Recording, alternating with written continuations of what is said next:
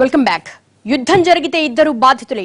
ప్రపంచంలో ఏ యుద్ధం సంపూర్ణ ఫలితాలు సాధించలేకపోయింది. ఏ యుద్ధమైనా పక్కవాడిని గాయపరచడానికి గరిష్టంగా దెబ్బతీయడానికి ఉపయోగపడింది. మొదటి ప్రపంచ యుద్ధంలో ఓటమి జర్మనీలో ప్రతీకారాన్ని రేపింది. అది హిట్లర్ అనే అడ్డగోలు నిరంకుశ శక్తిని తయారు చేసి రెండో ప్రపంచ యుద్ధానికి దారితీసింది. యుద్ధం అంతిమ ఫలితం వినాశనమే. అలాగని శత్రువు పైన బడి కొడుతుంటే చేతులు ముడుచుకోవడం కూడా సమర్థనీయం కాదు. ఏ యుద్ధానికైనా వ్యూహం అవసరం. ప్రస్తుతం అలాంటి వ్యూహాన్ని అమలు చేస్తోంది భారత ప్రభుత్వం. దీని ఫలితాలు ఎలా ఉండబోతున్నాయి? పఠాన్కోట్ పై దాడి జరిగిందని తెలియగానే ఢిల్లీ నుంచి హడావుడిగా నేషనల్ సెక్యూరిటీ కమాండోలను దింపారు. జాతీయ భద్రతా సలహాదారు అక్కడ వాలిపోయారు. హస్తినలో పెద్దలు మకాం వేసి మానిటరింగ్ చేశారు.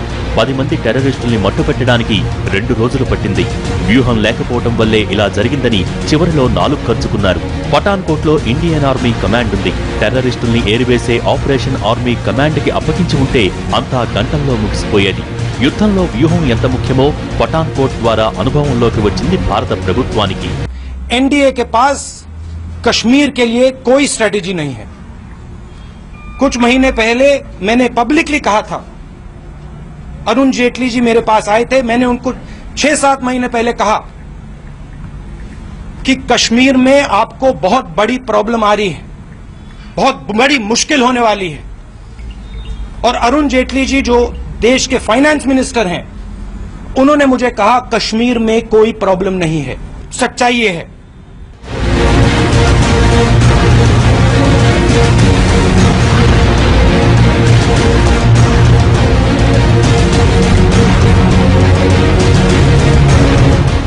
పది మంది టెర్రరిస్టుల్ని హ్యాండిల్ చేయడంలోనే గుడ్డిగా వ్యవహరించిన పెద్దలు ప్రస్తుతం ఢిల్లీలో పాలకులుగా ఉన్నారు.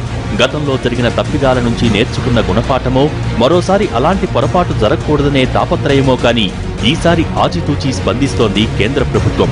యూరీ ఘటనపై దేశం నలుమూలలా ఆగ్రహ జ్వాలలు ఎగసిపడగానే ప్రభుత్వం కూడా హడావుడిగా భేటీలు, సమావేశాలు పెట్టింది. సుదీర్ఘ సమాలోచనల తర్వాత దౌత్యపరంగా ముందుకెళ్లాలని నిర్ణయించింది. అదే సమయంలో సరిహద్దుల్లో సైన్యానికి స్వేచ్ఛ ప్రసాదించింది. పాక్ దాడి చేస్తే తిప్పికొట్టాలని సూచించారు కేంద్ర హోంమంత్రి.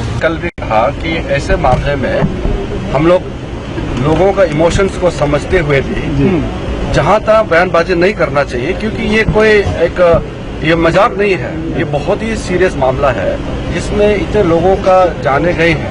इसमें देश में सेंटिमेंट से लोगों का जीव भरा हुआ है.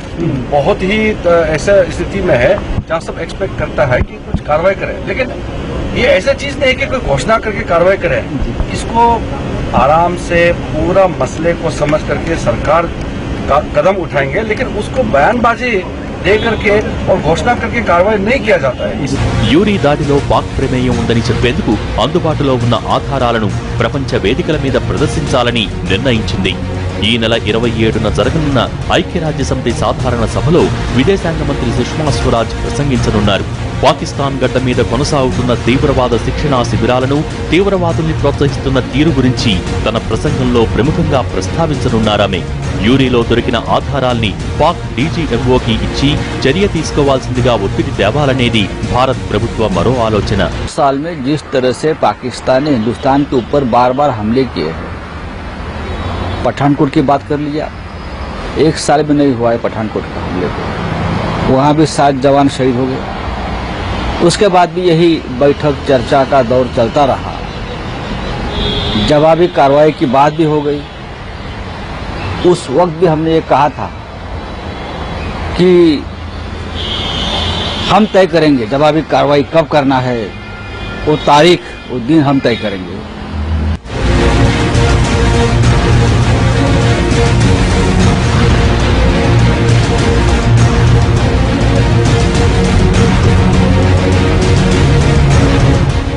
వేచి చూద్దాం, వ్యూహాత్మకంగా వెళ్దాం, దౌత్య మార్గాల్లో ప్రయత్నిద్దాం. ఇలాంటి మాటలు చెవులకు ఇంపుగా ఉంటాయి కానీ చేతల్లో అంత గాఢత ఉండదు.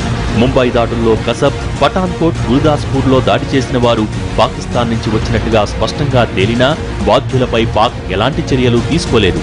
Indian most wanted terrorist Rehman ur లఖ్వీని స్వేచ్ఛగా బయటకు వదిలేసిన ఘనత పాక్ ప్రభుత్వానిది. భారత్ నిరసన తెలిపినా పాక్ లెక్క చేయలేదు.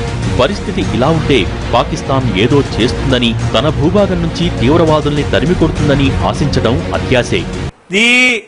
unfortunate reality is that this government neither has any strategic sense nor any tactical understanding.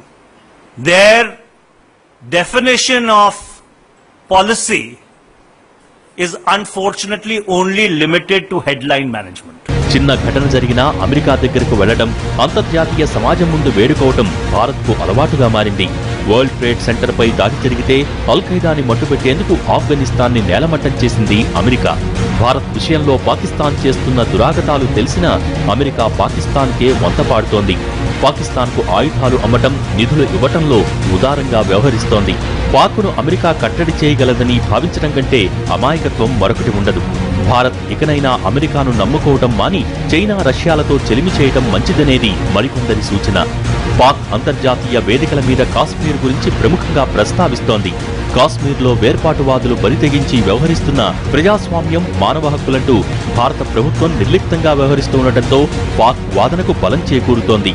కాశ్మీర్లో పాకిస్తాన్ పాట పాడే వారిని కట్టడి చేయకుండా పాక్ని నిందించడం అనవసరం. హురియత్ నాయకుల్ని తొక్కిపెట్టడం, అవసరమైతే ఎన్కౌంటర్ చేయడంతో పాటు పాక్ తీవ్రవాదులకు సాయం చేసేవారిని కఠినంగా అణచివేస్తేనే యూరీ లాంటి ఘటనలు మరోసారి జరగవని ఆశించే పరిస్థితి ఉంటుంది.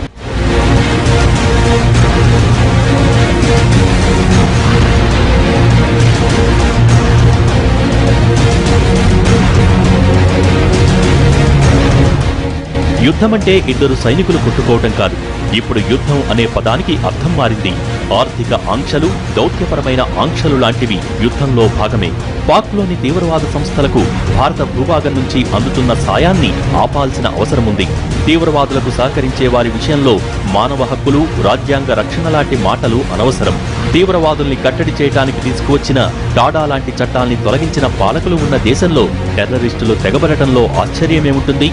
తీవ్రవాదుల్ని కట్టడి చేయాలని పాకిస్తాన్కు చెప్పే కంటే ముందుగా మనం మన మైండ్ సెట్ మార్చుకోవడం అవసరమేమో. ఇది వాళ్ళ స్టోరీ బోర్డ్. మరో అంశంతో మళ్ళీ కలుద్దాం. నమస్తే.